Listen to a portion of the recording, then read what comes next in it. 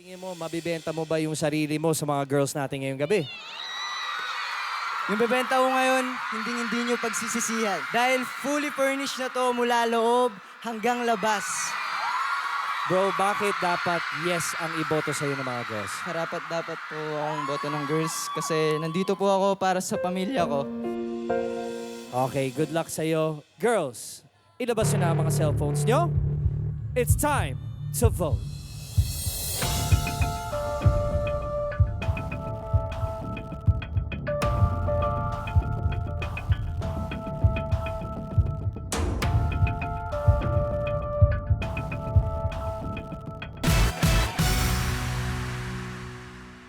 Really sorry. 72 lang ang nakuha mo sa mga girls natin. Thank you Thank very you po. much for coming today.